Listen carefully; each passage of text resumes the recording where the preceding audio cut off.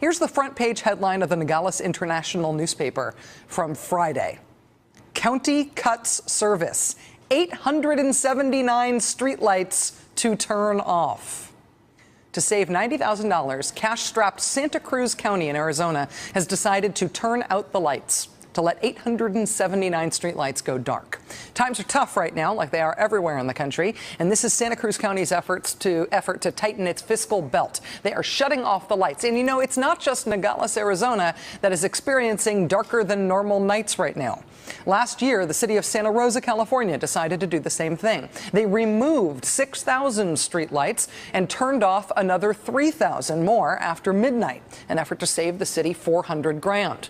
Earlier this year, officials in Fitchburg, Massachusetts, shut off more than 3,000 of their streetlights. Colorado Springs, Colorado, turned off about 8,000 of theirs. Colorado Springs has also dropped more than 40 of its police officers. And I kid you not, they have auctioned off their police helicopters. Not because crime is over, wahoo, in Colorado Springs. It's because they're broke. Philadelphia has decided to shut down 3 fire companies every day and 3 every night, rolling firefighting brownouts in order to try to save Philadelphia some cash. The Wall Street Journal reported recently on the growing number of places across the country where local governments are unpaving the roads. They are turning paved roads into gravel roads because paved roads are too expensive to maintain. It's not one little town's wacky Luddite solution. It's happening in North Dakota, more than 100 miles of road in South Dakota, in 38 counties in Michigan, and it's happening in Ohio, and it's happening in Alabama, and it's happening in Pennsylvania.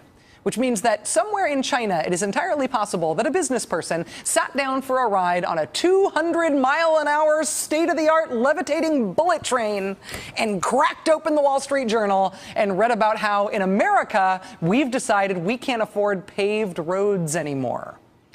Consider also Clayton County, Georgia. Clayton County, Georgia decided to solve its budget crisis by ending its public bus service.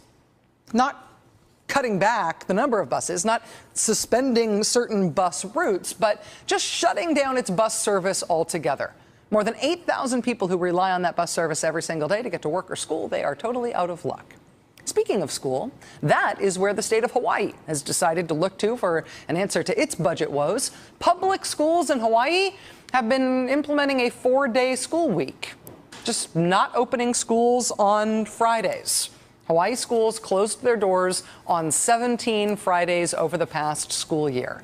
Just make do, moms and dads. How are you going to deal with the child care issue?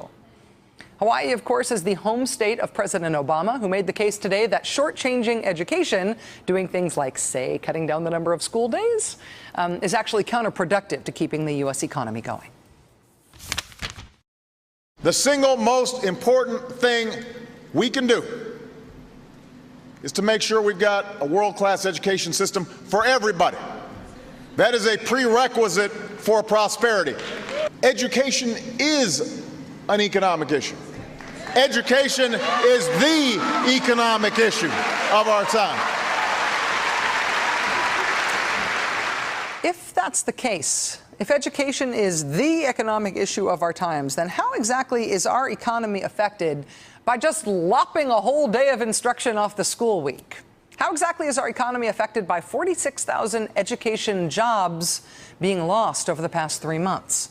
In order to prevent more of that, in order to prevent things like cops and firefighters being laid off and streetlights being shut off, something extraordinary is happening in politics this week. Members of the House of Representatives are returning to Washington during their August recess to vote on emergency funding for states and local governments. A $26 billion state aid bill that will, among other things, prevent thousands of teachers from being laid off.